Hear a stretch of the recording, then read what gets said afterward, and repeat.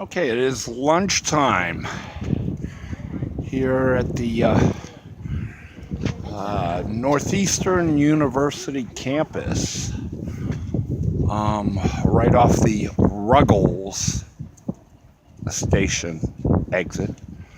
If ever there was a Harry Potter kind of, you know, association, it's Ruggles or the Hermes store on Boylston. Anyways, I am here at the uh, Veterans Memorial here on the campus of Northeastern University.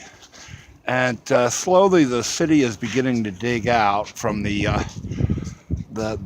nor'easter that kind of came through here the past week or so and left things uh, snowbound. Um, and things have been being dug out here and stuff like that. Um, but with this new year, it at least for me is a time of reflection.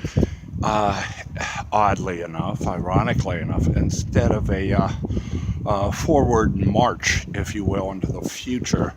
I've been kind of looking back instead of, well, I certainly am headed forward, but for some reason, the beginning of this year, I don't know, it could be intuition from the past 10 years, but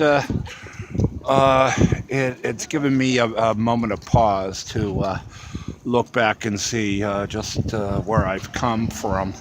And most significantly with this cyclone bomb or bomb cyclone or whatever, the latest meteorological term is to define it.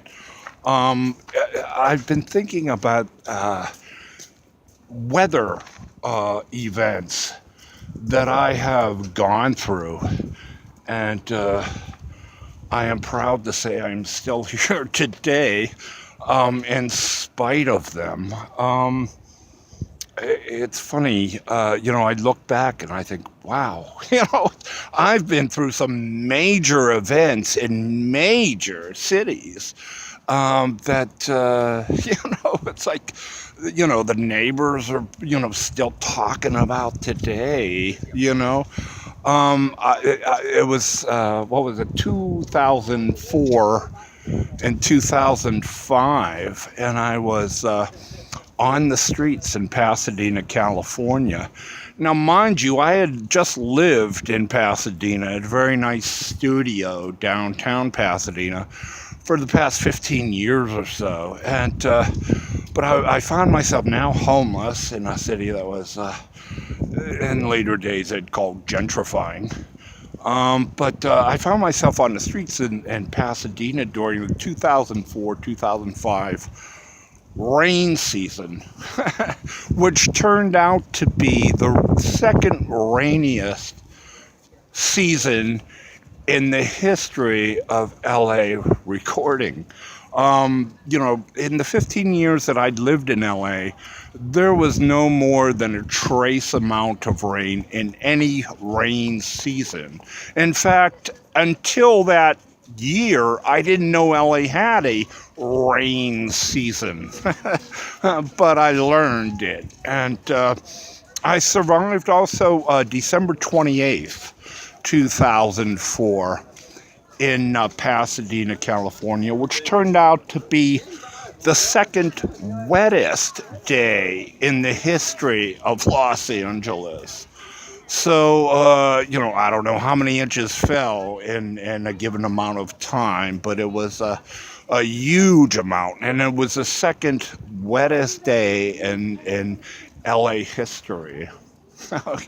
Okay, so on to Phoenix I went, and I spent 10 years or so in an apartment there, and then eventually found myself again on the street.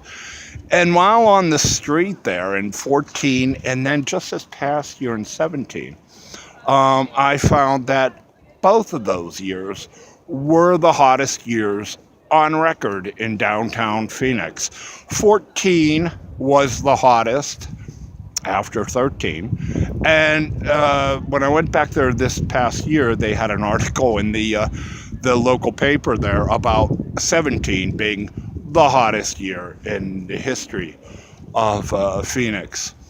Aside from the hottest, we could also go to Houston, which a year ago, no, 2 years ago now, in April, they had the biggest rainfall there in like 10 or 15 years. They had flooding in the middle of April and literally closed the city down on April 17th in the middle of the week. I woke from my squat in the field to come out to like the third largest city in the country, and I'm walking around like the Omega Man, like Charlton Heston in an old movie from my time.